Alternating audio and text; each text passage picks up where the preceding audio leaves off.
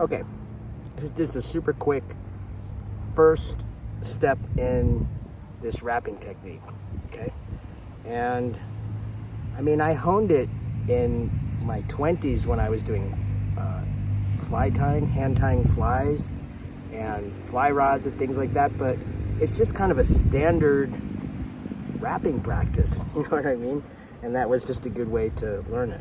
So I'm actually going to use one of these sticks. You'll recognize it's similar to the kind that we use to make your prayer stick, your paho in New Mexico, and it's the first one that I used. It's actually just with Sharpie, this amulet of the 12 different variations of the Yud He Vav He in the old version of the old letters, right? And it was just kind of a model. It's got some tehelet on the top. It used to have more wrappings and things like that. It was my very first one, and you know, it had a lot of meaning for me out there. And then over the years, it's really super become amuleted. You just laugh at how I use this. I mean, it used to hang like this, and it's hung in different places.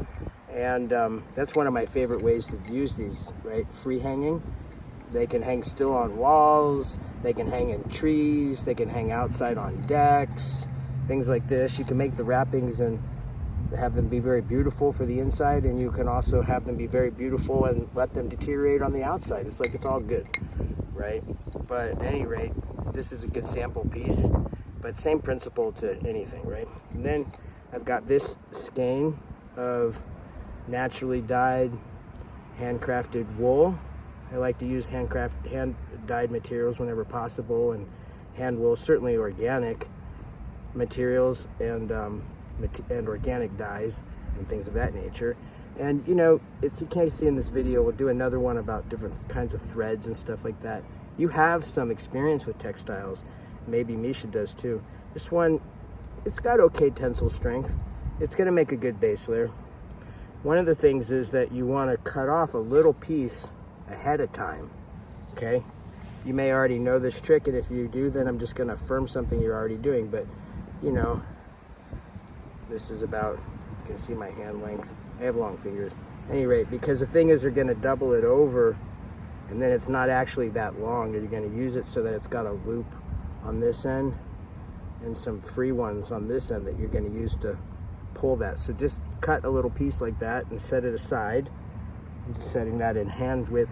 And often I use not whole skeins, but I'll have the remnants of skeins. I used to do this a lot. I always have dear friends and colleagues who are like master weavers and things like that, and who work on looms, and then they always wind up with these little pieces of just this awesome material. And so, but this is a full skein. Those are easier to work with and hold tension. This is a full skein, and depending on how long your wrap is going to be, you could even take some of that off and just work with it in that way. It doesn't matter, because the whole thing is you're going to want to hold tension on the thread and you on the line, and you can do that from a whole skein, a little skein, or just a portion. It doesn't really matter. Then I'm going to leave this on the line for this purpose. Now here, you may know all of this already, right? But here's how I do it. Okay, first I'm going to start from the top and go down, because I just tend to weave tighter myself going from right to left, but it doesn't really matter, I don't think. There are occasionally times where the energetics, it does matter, but in that case I just tend to flip the stick over, right, so that I'm still doing my winding from right to left, because I work it better that way. But then when it's in the right orientation, energetically it could be coming the other direction.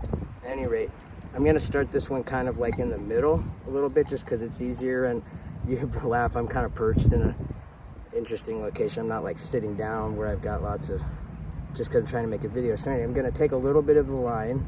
I could have picked a better color for this, but a little bit of a line, not too much. Lay it on there like that. And then what I'm going to do is I'm going to hold tension on this one on the bottom. You can wind from either direction, doesn't matter. I tend to go this way. Oh, so you can see, hold the tension on the bottom and then come around it. Try to get a nice even first wind, and then See, I'm just coming in right along the edge. Also remember, I'm one-eyed and I'm recovering from eye surgery and learning to see. See, I'm really holding tension on this, not overly, but enough. You really learn how to do that. I just come in along the edge of each one while holding that tension. And you see what that's gonna do right off the bat is it's gonna, as you come in over this line, it's gonna it'll cover that and it will secure it without having to have any extra joints, okay? I also kind of have a practice, I mean, when I'm sitting down, I do this more settled where I kind of cinch up each one a little bit as I go. This thread is nice and tight, so it's laying in pretty tight, but after you get a few, not too much because you don't want it to wind up being like, you know, you don't want the thread to curve. But I just kind of come in over it, each side. You have to pay attention to the side that's closest to you or furthest away, depending, we're all different, because those will tend to cinch down. That's why the first one that you lay down, it's kind of important to get that one a little straight, because you only have like 3 or 4 or 5 winds to adjust that and have it all still nice and look good, right? So I'm just gonna lay in a few more of these. I come in one right along the, now you can see I don't have to hold that tension on that one anymore, because I was talking to you, but hold on, get my line back. But that's nice and secure now, so that's gonna free up my other hand, and then you see I use this finger to kind of guide it, and you see now I'm getting little kind of gaps, and I just gently, I mean, it takes some pressure, but it's like anything you learn, the feel of it, gently adjust that. Let me just throw in a few more here. You can do this base layer and for however long you want. One. But I mean, I'm pretty tight and pretty careful, but I'm also pretty practiced across several decades, right? Like that. Check the tightness. You'd be amazed at how much that can loosen up over time.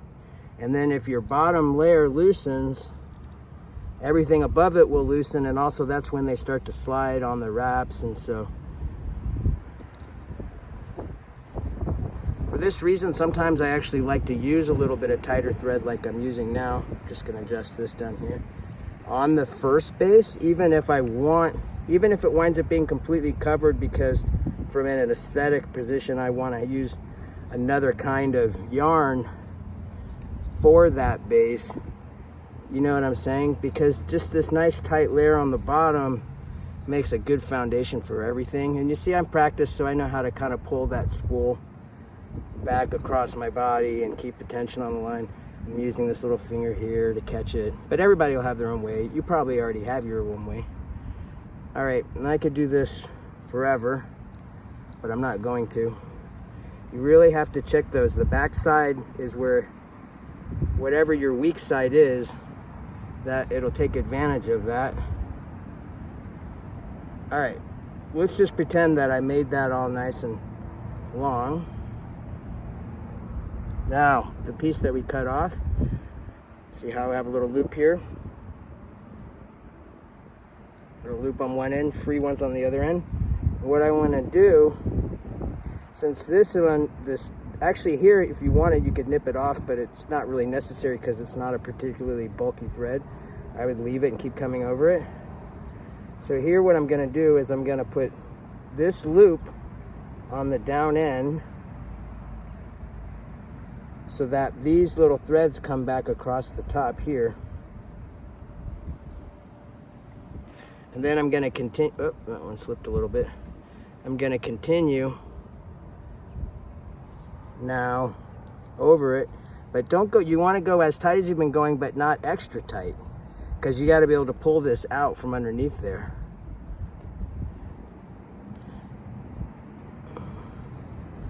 Hold on a second, I'm going to back off from the camera for just a moment so I can actually do this without trying to be in all the wrong positions. Let me put a few of these down.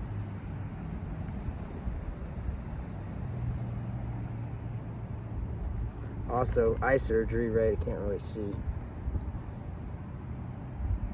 Kind of I'm mostly doing from feel and ritual memory. But you can see each new layer is getting laid nice and tight. That last one I'll draw over, right? But like that, go in. Okay, let's say I did that for a while, so the loop is at the end, and you want to leave, I almost didn't leave enough room, but it's okay. Now I'm going to hold that tension. Your tension is everything. You cut a piece off, but make sure you cut off enough for this next maneuver. Okay, now that's free. This loop is sitting here, this piece is there. So often this is going to come back across more material, so because this is just a sample, so be aware that you have to be able to pull this out without breaking this top thread. If, you know, and if it's too tight, then you might not be able to. At any rate, this is going to be the last piece. You have to hold tension on, you can see the angle, hold tension on the main line. Often I'll just come in and pinch it off like that, right? And now you see it's trapped in here. This one, it's gonna come and it'll just pull that. Don't go too fast, just let it work. It's gonna pull that under like that. That's the old little thing. And then nippers. Careful, don't cut your winds. This is a base layer, so actually you have a little bit more freedom. These little fuzzies that are left from the nipping will just wind up working off over time very quickly, and especially on a base layer you'll never see them, and so that's how you do that. And then if I was going to come over top, we'll do I'll do some follow-up little short videos like this. This one was actually longer because I had a whole introduction, but I was thinking like little 3-minute videos, right? Then I'll show how I do the overlayers. I mean, obviously you do that same technique in each overlayer, but there are some other considerations and some threading considerations and things like that. But that is the technique. And that works on little threads, little ropes, big ropes, metals, like all of that. Copper, if you're gonna use an element, I mean, of course silver and all those things, gold, but copper is really brilliant. It's not cheap, but it's super easy to recycle up out of electric lines and cable lines and things like that, like electric lines. You know, and you just strip off all of the copper that I used in those years in New Mexico was sourced that way. And to this day, I source a lot of my copper just from recycled construction materials. Why not? It's a great conductor. Bless, love you. Bye.